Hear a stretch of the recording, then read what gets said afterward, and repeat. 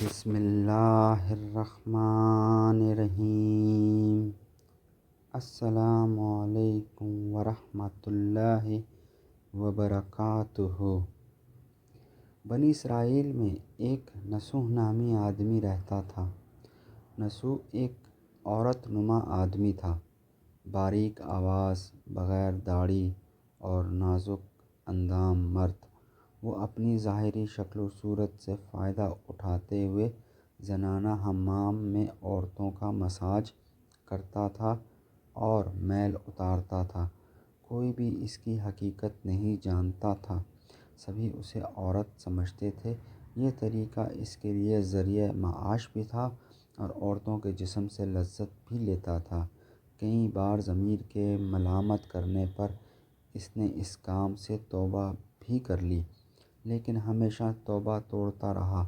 ایک دن بادشاہ کی بیٹی حمام گئی۔ حمام اور مساج کرنے کے بعد پتہ چلا کہ اس کا گراں بہا گوہر، موتی یا ہیرا کھو گیا ہے۔ بادشاہ کی بیٹی نے حکم دیا کہ سب کی تلاشی لی جائے۔ سب کی تلاشی لی گئی، ہیرا نہیں ملا۔ نصوح رسوائی کے ڈر سے ایک جگہ چھپ گیا۔ جب اس نے دیکھا کہ شہزادی کی کنیزیں اسے ڈھونڈ رہی ہیں تو سچے دل سے خدا کو پکارا، خدا کی بارگاہ میں دل سے توبہ کی اور وعدہ کیا کہ آئندہ کبھی بھی یہ کام نہیں کروں گا، میری لاج رکھ لے مولا۔ دعا مانگ ہی رہا تھا کہ اچانک باہر سے آواز سنائی دی، نصوح کو چھوڑ دو، ہیرا مل گیا ہے۔ نصوح نم آنکھوں سے شہزادی سے رخصت لے کر گھر آ گیا۔ نصوح نے قدرت کا کرشمہ دیکھ لیا تھا اور ہمیشہ ہمیشہ کے لیے اس کام سے توبہ کر لی۔ کئی دنوں سے حمام نہ جانے پر ایک دن شہزادی نے بلاوا بھیجا کہ حمام آ کر میرا مساج کرے، لیکن نصوح نے بہانہ بنایا کہ میرے ہاتھ میں درد ہے، میں مساج نہیں کر سکتا۔ نصوح نے دیکھا کہ اس شہر میں رہنا اس کے لیے مناسب نہیں، سبھی عورتیں اس کو چاہتی ہیں اور اس کے ہاتھ سے مساج لینا پسند کرتی ہیں۔ جتنا بھی غلط طریقے سے مال کمایا تھا سب غریبوں میں بانٹ دیا اور شہر سے نکل کر کئی میل دور ایک پہاڑ پر ڈیرا ڈال کر اللہ کی عبادت میں مشغول ہو گیا۔ ایک دن اس کی نظر ایک بھینس پر پڑی جو اس کے قریب گھاس چرا رہی تھی۔ اس نے سوچا کہ یہ کسی چراوے سے بھاگ کر یہاں آ گئی ہے، جب تک اس کا مالک نہ آ جائے تب تک میں اس کی دیکھ بھال کر لیتا ہوں۔ لہٰذا اس کی دیکھ بھال کرنے لگا۔ کچھ دن بعد ایک تجارتی قافلہ راستہ بھول کر ادھر آ گیا جو سارے پیاس کی شدت سے نڈھال تھے۔ انہوں نے نصوح سے پانی مانگا۔ نصوح نے سب کو بھینس کا دودھ پلایا، سب کو سیراب کر دیا۔ قافلے والوں نے نصوح سے شہر جانے کا راستہ پوچھا۔ نصوح نے ان کو آسان اور نزدیکی راستہ دکھایا۔ نصوح کے اخلاق سے متاثر ہو کر تاجروں نے جاتے جاتے اسے بہت سارا مال بطور تحفہ دیا۔ نصوح نے ان پیسوں سے وہاں کنواں کھدوایا۔ آہستہ آہستہ وہاں لوگ بسنے لگے اور عمارتیں بننے لگیں۔ وہاں کے لوگ نصوح کو بڑی عزت اور احترام کی نگاہ سے دیکھتے تھے۔ رفتہ رفتہ نصوح کی نیکی کے چرچے بادشاہ تک پہنچے۔ بادشاہ کی دل میں نصوح سے ملنے کی اشتیاق پیدا ہوا۔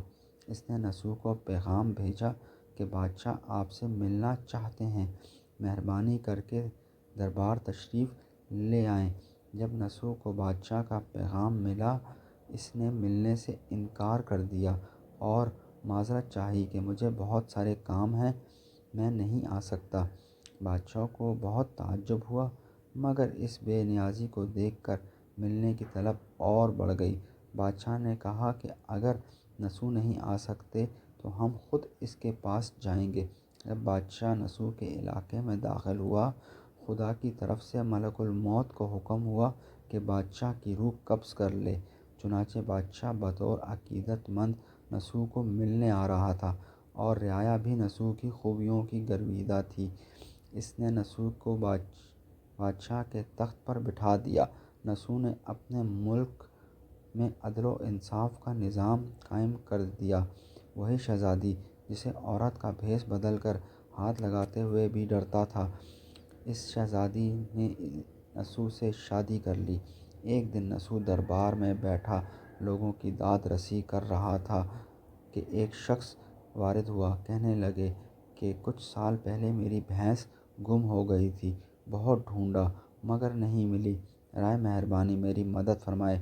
نسو نے کہا کہ تمہاری بھینس میرے پاس ہے، آج جو کچھ میرے پاس ہے وہ تمہاری بھینس کی وجہ سے ہے۔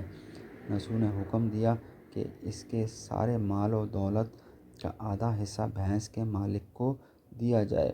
وہ شخص خدا کے حکم سے کہنے لگا، اے نسو، جان لو نہ میں انسان ہوں نہ ہی وہ جانور بھینس ہے، بلکہ ہم دو فرشتے ہیں، تمہارے امتحان کے لیے آئے تھے۔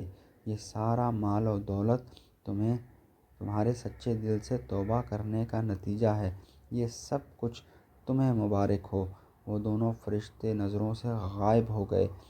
اسی وجہ سے سچے دل سے توبہ کرنے کی توبہ کو نسوح کہتے ہیں۔ تاریخ کی کتب میں نسوح کو بنی اسرائیل کے ایک بڑے عابد کی حیثیت سے لکھا ہے۔ نسوح رزق کمانے کے لیے اللہ کا ناپسندیدہ کام کیا کرتا تھا۔